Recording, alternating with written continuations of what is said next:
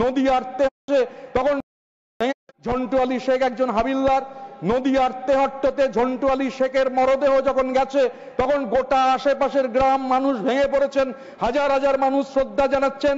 26 তারিখ এপ্রিল মাসের 2025 শনিবার সবাই ছিলেন। আমাদের পার্টি তো বটেই, অন্যান্য রাজনৈতিক দল ছিল না কেবল একটিমাত্র রাজনৈতিক দল। কুইজ মাস্টার হওয়ার প্রয়োজন হয় না এটা জানবার জন্য, যে কেউ জানেন বাংলায় যে কোন রাজনৈতিক দল যায়নি। বিজেপির কোন নেতা রাজ্য স্তরের সেদিন যাননি ঝন্টু আলী শেখকে সম্মান জানাতে।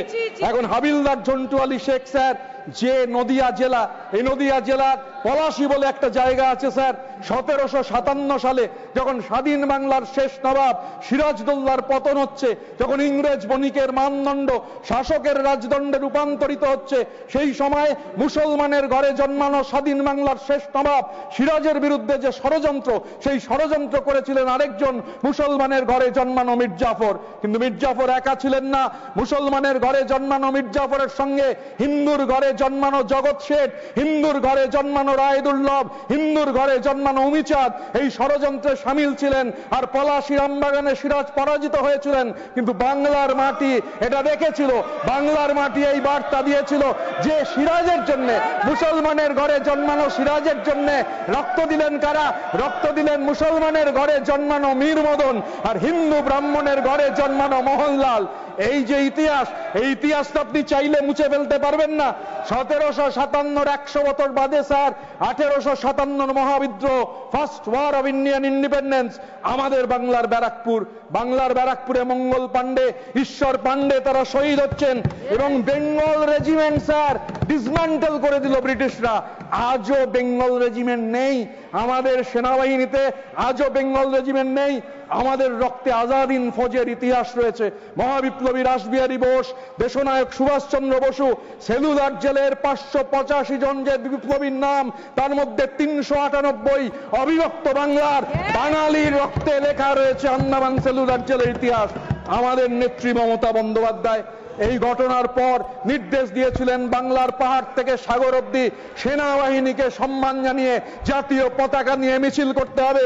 আমরা করেছি স্যার। কিন্তু হাবিলদার ঝন্টু আলী শেখের কথা বলছিলাম, আরেকজন হাবিলদারের কথা না বললে স্যার অন্যায় হবে।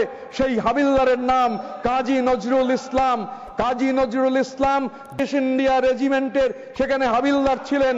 সেই কাজী নজরুল ইসলাম তিনি একটা কবিতা লিখেছিলেন কোন সংগঠন তৈরি হওয়ারও অনেক আগে, এই সংগঠন তৈরি হওয়ার অনেক আগে কাজী নজরুল ইসলাম তিনি লিখেছিলেন বিদ্রোহী বলে একটা কবিতা।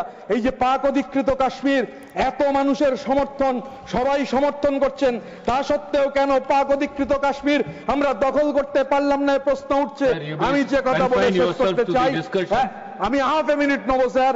আমি শুধু বলতে চাই কাজী নজরুল ইসলাম লিখেছিলেন ওই কবিতায়, মম বাঁশরীর তানে পাশরি, আমি শ্যামের হাতের বাঁশরি, আমি রুশে উঠে যাবে ছুটি মহাকাশ ছাপিয়া, ভয়ে সপ্ত নরক হাবিয়া দজাক নিভে নিভে যায় কাঁপিয়া, আমি বিদ্রোহী বাহী নিখিল অখিল ব্যাপিয়া, আমি পরশুরামের কঠোর কুঠার নিক্ষত্রিয় করিব বিশ্ব, আনিব শান্তি শান্ত উদার, আমি হল বলরাম স্কন্ধে, আমি উপারি ফেলিব অধীন বিশ্ব, অবহেলে নবসৃষ্টির মহানন্দে, মহাবিদ্রোহীর অনক্লান্ত, আমি সেই দিন হব শান্ত, যবে অত্যাচারীর খড়গ কৃপান ভীম রণভূমে রণিবে না, অত্যাচারীর খড়গ কৃপান ভীম রণভূমে রণিবে না, আমি সেই দিন হব শান্ত, আমি বিদ্রোহী ভৃগু ভগবান বুকে এঁকে দিই পদচিহ্ন, আমি স্রষ্টা সুদান, আমি শক্তা ভাড়া খেয়ালি বিধির বক্ষ করিব ভিন্ন, আমি চির বিদ্রোহী বীর, আমি বিশ্ব ছাড়ায় উঠিয়াছি একা